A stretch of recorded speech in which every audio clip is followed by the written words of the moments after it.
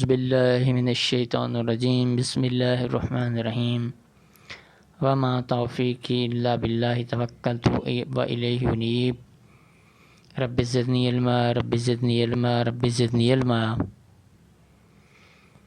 عزیز طلباء، میں محمد عابد lecturer Chenab college چھنگ آپ سے مخاطب ہوں۔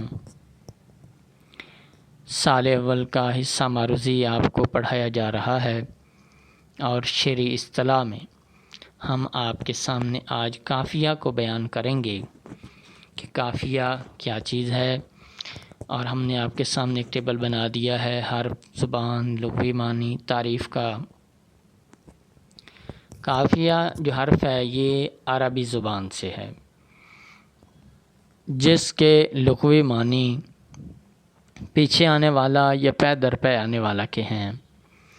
تعریف کچھ اس طرح ہے کہ شعری اصطلاح میں ہم وزن و ہم آواز الفاظ جو شعر کے آخر میں ردیف سے پہلے آتے ہیں اور ردیف نہ ہونے کی صورت میں آخر میں آئیں گے وہ قافیے کہلاتے ہیں۔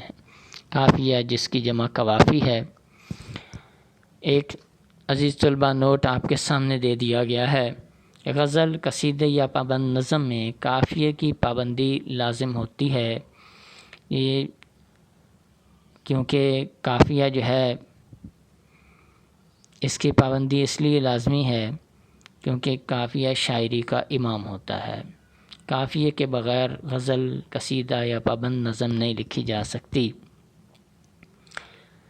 تو آپ کے سامنے عزیز طلباء اشعار کے ذریعے مثالیں رکھی گئی ہیں۔ پہلی دو مثالوں کے اندر ہم نے آپ کو قافیہ بھی بتایا ہے، ردیف بھی بتایا ہے، اور دوسرے دو اشعار جو ہیں ان کا اختتام ہی قافیے پر ہو رہا ہے۔ تو عزیز طلباء مثالیں آپ کے سامنے پڑھتے ہیں۔ یہ آرزو تھی تجھے گل کے روبرو کرتے، ہم اور بلبلے بےتاب گفتگو کرتے۔ اس شعر کے اندر پہلے مصرعے میں روبرو اور دوسرے میں گفتگو، یہ دونوں ہم آواز اور ہم وزن ہیں، یہ قافیے ہیں۔ اسی طرح دوسرے اور کرتے کرتے کی ردیف ہے اور ردیف سے پہلے قافیے آئے ہیں۔ دوسرے شعر میں جس سر کو غرور آج ہے یا تاجوری کا، کل اس پہ یہیں شور ہے پھر نوحہ گری کا۔ پہلے مصرعے میں تاجوری، دوسرے مصرعے میں نوحہ گری، یہ ہم آواز اور ہم وزن الفاظ ہیں، یہ قافیے ہیں۔ اسی طرح اب تیسرا شعر ہے، ایک ہی صف میں کھڑے ہو گئے محمود و ایاز، نہ کوئی بندہ رہا نہ کوئی بندہ نواز۔ اب اس میں اختتام شعر کا جو ہے وہ قافیے پر ہو رہا ہے، ردیف ہے ہی نہیں، تو ایاز اور نواز دونوں الگ سے لکھ دیے گئے ہیں کہ یہ قافیے ہیں۔ اس کے بعد شعر ہے، پھر چراغے لالا سے روشن ہوئے کوہ دمن، مجھ کو پھر نغموں پہ اکسانے لگا مرغ چمن۔ اس شعر کا اختتام بھی قافیے پر ہوا ہے، پہلے مصرعے میں دمن اور دوسرے میں چمن۔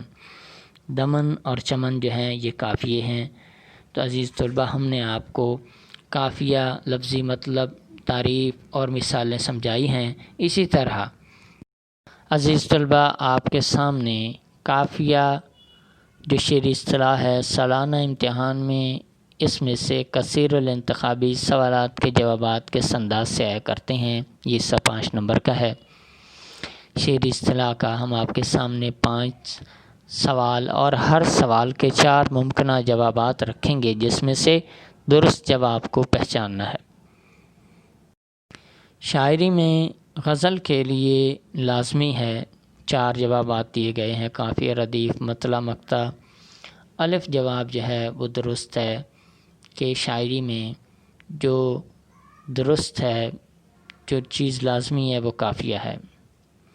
دوسرا سوال ہے، ردیف سے پہلے آتا ہے ردیف، مقطع، مطلع، قافیہ، تو بے کا چوتھا جزء دال جو ہے وہ قافیہ و درست جواب ہے۔ تیسرا، قافیے کی جمع کیا ہے؟ 4 جوابات دیے گئے ہیں، وقوف، قوافی، قافیہ، قفا، تو اس کا بے جواب قوافی درست جواب ہے۔ چوتھا سوال، ہم آواز ہم وزن الفاظ کو کیا کہتے ہیں؟ ہم آواز و ہم وزن الفاظ کے 4 ممکنہ جوابات ہیں: قافیہ، ردیف، مطلع، مقطع۔ الف جواب جو ہے وہ درست ہے، قافیہ۔ غزل میں موسیقی اور ترنم کی وجہ کیا ہے؟ 4 جوابات ہیں: ردیف، مطلع، مقطع، قافیہ۔ تو اس کا دال جز جو ہے وہ درست جواب ہے کہ غزل میں ترنم اور موسیقیت کی وجہ قافیہ ہوتا ہے۔ عزیز طلبہ، ہم نے آپ کو قافیہ اور کس طرح اس کے کثیر الانتخابی آتے ہیں وہ سمجھایا۔ تو سالانہ امتحان میں یہ 5 نمبر کا حصہ شعری اصطلاح میں سے آیا کرتا ہے۔ عزیز طلبہ، اس کے ساتھ ہی ہم آپ سے اجازت چاہیں گے۔ اللہ حافظ۔